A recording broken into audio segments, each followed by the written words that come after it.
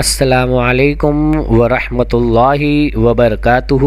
پیارے بچوں، میں انصاری رضوان ہمارے اس چینل ایک قدم اور پر آپ تمام کا استقبال کرتا ہوں۔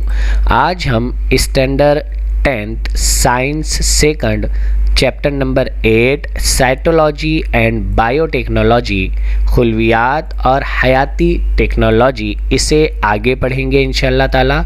اس سے پہلے کی پارٹ 3 کی ویڈیو میں ہم نے انسانی صحت اور حیاتی ٹیکنالوجی، ٹیکہ اور اس کی تیاری، خوردنی ٹیکے، کلوننگ اور اس کی قسمیں، کلوننگ کے فوائد، یہ تمام چیزیں ہم سیکھ چکے ہیں۔ آج کی اس کلاس میں ہم سیکھیں گے سفید حیاتی ٹیکنالوجی کسے کہتے ہیں، ماحول اور حیاتی ٹیکنالوجی کا کیا کوئی تعلق ہے، اسی طرح سے کیا غذا اور حیاتی ٹیکنالوجی کا بھی کوئی تعلق ہے، D N a finger printing کیا ہے، یہ تمام چیزیں آج کے اس لیکچر میں ہم سیکھنے والے ہیں۔ ہم شروع کریں گے سفید حیاتی ٹیکنالوجی سے، لیکن اس سے پہلے بچے ہم آپ کو بتا دیں کہ ہم حیاتی ٹیکنالوجی کا ہماری روزمرہ کی زندگی میں جو استعمالات ہے الگ الگ شعبوں میں ہم اسے دیکھ رہے ہیں، یہ اسی کا سلسلہ ہے۔ اس سے پہلے کی کلاس میں ہم نے زراعت کا تعلق، حیوانات کی افزائش نسل کا تعلق اور انسانی صحت کا تعلق حیاتی ٹیکنالوجی سے کس طرح ہے، یہ ہم سیکھ چکے ہیں۔ آج یہ باقی کے نکات ہم سیکھنے والے ہیں، جس میں سے ہم صنعتی پیداوار سے شروعات کریں گے۔ سفید حیاتی ٹیکنالوجی، جسے ہم انگلش میں وائٹ بائیو ٹیکنالوجی بھی کہتے ہیں، اسے ہی صنعتی پیداوار یا انڈسٹریل پروڈکٹ بھی کہتے ہیں۔ ٹھیک ہے بچوں، یاد رکھیں گے۔ سفید حیاتی ٹیکنالوجی میں ہم نے آپ کے سامنے درسی کتاب کی ایک مثال رکھی ہے کہ اگر اصلاح شدہ ایسٹ یعنی ٹرانسجینک ایسٹ کو شکر کے باقیات یا راب، جسے انگلش میں مولیسس کہتے ہیں، اس کے ساتھ ملایا جائے تو الکوہل کی تیاری نہایتی کم داموں کے اوپر، نہایتی کم خرچ کے اوپر مکمل ہوتی ہے۔ یہ ایک سفید حیاتی ٹیکنالوجی یا صنعتی پیداوار کی بہترین مثال ہے۔ یہاں کیا ہوتا ہے بچوں کہ سفید حیاتی ٹیکنالوجی میں کم سے کم خرچ کر کے ہم نے ہماری مطلوبہ چیز حاصل کی ہے۔ اسی طریقے سے سفید حیاتی ٹیکنالوجی کا استعمال کر کے کم سے کم خرچ والے اعمال کے ذریعے سے ہم مختلف کیمیائی مادے تیار کرتے ہیں، اسے ہی ہم سفید حیاتی ٹیکنالوجی کہتے ہیں۔ آئیے اب ہم چلتے ہیں ماحول اور حیاتی ٹیکنالوجی کی طرف۔ آبادی کے بڑھنے کی وجہ سے بچوں چند مسائل ہمارے سامنے درپیش ہے، جسے ہم نے شکل کے ذریعے سے آپ کے سامنے رکھا ہے۔ ان مسائل پر حیاتی ٹیکنالوجی کی مدد سے کس طرح سے قابو پایا جا سکتا ہے، ہم اب اسے دیکھنے جا رہے ہیں۔ تو بچوں یاد رکھیں کہ جدید ٹیکنالوجی کا استعمال کر کے ماحول سے متعلق کئی مسائل پر قابو پانا ممکن ہو گیا ہے۔ جیسے مثال اگر ہم لیں تو ٹھوس نامیاتی مادوں پر خوردبینی جانداروں کا استعمال کر کے کمپوسٹ کھاد تیار کی جاتی ہے، جسے ہم کھیتوں کے اندر استعمال کر کے فصلوں کی پیداوار کو بڑھاتے ہیں، زمین کی زرخیزی کو بڑھاتے ہیں۔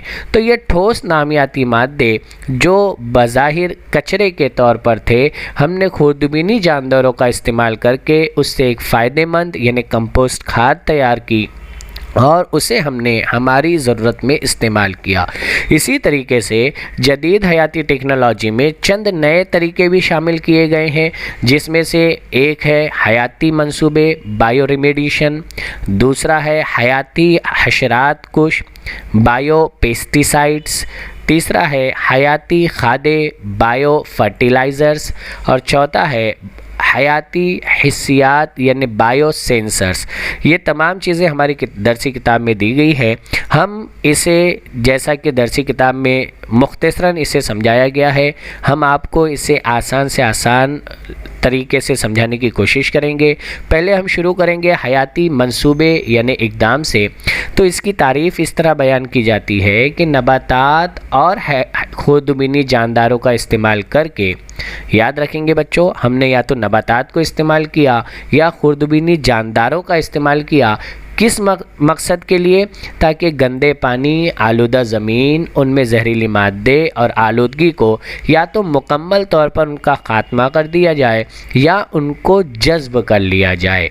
ठीक है, इसे ही हम हयाती मंसूबे कहते हैं। हयाती मंसूबे या इक़दाम को दो ग्रोह के अंदर हमारी दरसी किताब में बताया गया है। अगर हम नबातात की मदद से इन आलूदगी को ख़त्म करते हैं या उनको जज़्ब करते हैं तो उसे नबाती मंसूबे यानि फ़ाइटो रेमिडिएशन कहते हैं। और अगर हम खुर्दबीनी जानदारों का इस्तेमाल करके इस आलूदगी को ख़त्म करते हैं या इन जहरीले मादों को जज़्ब करते हैं तो हम उसे खुर्द हयाती मंसूबे यानि माइक्रोबियल बायो रेमिडिएशन कहते हैं। ठीक है बच्चों, आइए हम पहले नबाती मंसूबे यानी इक़दाम को, फ़ाइटो रेमिडिएशन को समझते हैं। इसकी तारीफ़ क्या है कि हम नबातात का इस्तेमाल करके गंदे पानी, आलूदा ज़मीन, उनमें जहरीले मादे और आलूदगी को ख़त्म करते हैं या उनको जज़्ब करते हैं। इसकी मिसाल क्या है कि सूरजमुखी, ये एक पौधा है, इसका एक फूल है सूरजमुखी का, इसके ज़रिए से हम यूरेनिक और आर्सेनिक जैसे तापकार और नुकसानदेह अनासिर को जज़्ब करते हैं। इसके ज़रिए से हम इस आलूदगी पर काबू पाते हैं सूरजमुखी के ज़रिए से। इसी तरीके से अगर हम अगली मिसाल लें तो फ़र्न जमात का एक पौधा है टेरस विहाटा, इसके ज़रिए से ज़मीन में से हम आर्सेनिक को जज़्ब करते हैं जो हमारी ज़मीन की ज़रख़ीज़ी के लिए नुकसानदेह है। इसके ज़रिए से हम इस टेरेस विटाटा नामी पौधे के ज़रिए से हम ज़मीन में मौजूद आर्सेनिक को जज़्ब करते हैं।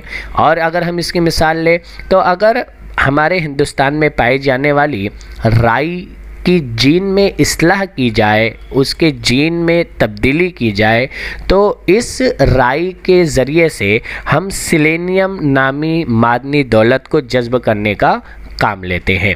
जेनेटिकली मॉडिफाइड मस्टर्ड हम राई को कहते हैं, इसके जीन को अगर मॉडिफाई किया जाए तो इस राई के ज़रिए से हम सिलेनियम नामी मादनी दौलत को जज़्ब करने का काम लेते हैं। तो बच्चों, हमने नबाती मंसूबे और इक़दाम यानी फ़ाइटो रेमिडिएशन ये सीखा, इसकी तारीफ़ देखी और इसकी मुख्तलिफ़ मिसालें हमने देखी। अब हम देखते हैं खुर्द हयाती मंसूबे यानी माइक्रोबियल बायो रेमिडिएशन। इसकी तारीफ़ क्या है कि खुर्दबीनी जानदारों का इस्तेमाल करके गंदा पानी, आलूदा ज़मीन, उनमें जहरीले मादे और आलूदगी को ख़त्म करना या उनको जज़्ब करना। ठीक है, नबाती हयाती मंसूबे में हमने नबातात का इस्तेमाल किया था, खुर्द हयाती मंसूबे में हम खुर्दबीनी जानदारों का इस्तेमाल करेंगे। इसकी मिसाल अगर हम देखें तो सोडोमोनास ये एक बैक्टीरिया है, इसकी मदद से हम मिट्टी और पानी से हाइड्रोकार्बन और तेल के आलाइंदों को साफ़ करने का काम लेते हैं। हमारी दरसी किताब में ये शक्ल नहीं दिखाई गई है, हमने आपके सामने ये शक्ल रखी है। सोडोमोनास नामी इस बैक्टीरिया की मदद से हम मिट्टी और पानी से हाइड्रोकार्बन और तेल के आलाइंदों को साफ़ करते हैं। मिट्टी और पानी में मौजूद नुकसानदा जो हाइड्रोकार्बन और तेल के ज़र्रात है हम इसे सोडोमोनास नामी बैक्टीरिया की मदद से उसकी सफाई करते हैं। आइए दूसरी मिसाल हम समझते हैं।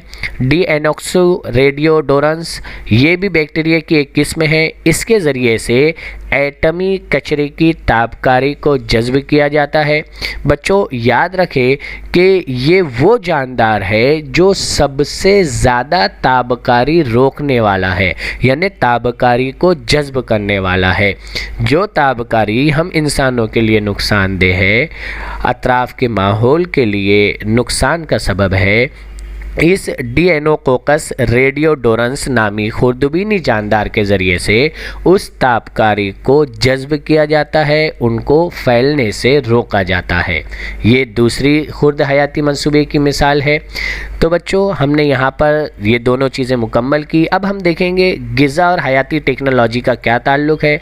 बच्चों ये चीज़ें यकीनन हमने अपने अतराफ़ में देखी है, इस्तेमाल की है। पाव है, पनीर है, दही है, सिरका है, چیز ہے، اسی طریقے سے سویا ساس وغیرہ، یہ تمام غذائی اشیاء یہ کس طرح سے تیار کی جاتی ہے؟ یہ جدید حیاتی ٹیکنالوجی کا استعمال کر کے، مختلف خوردبینی جانداروں کا استعمال کر کے ہم ان غذائی اشیاء کو تیار کرتے ہیں۔ تو پتہ یہ چلا کہ غذا اور حیاتی ٹیکنالوجی بھی ایک دوسرے کے ساتھ میں تعلق رکھتی ہے۔ بہت ساری ہماری غذائی اشیاء جدید حیاتی ٹیکنالوجی کی وجہ سے ممکن ہوئی ہے۔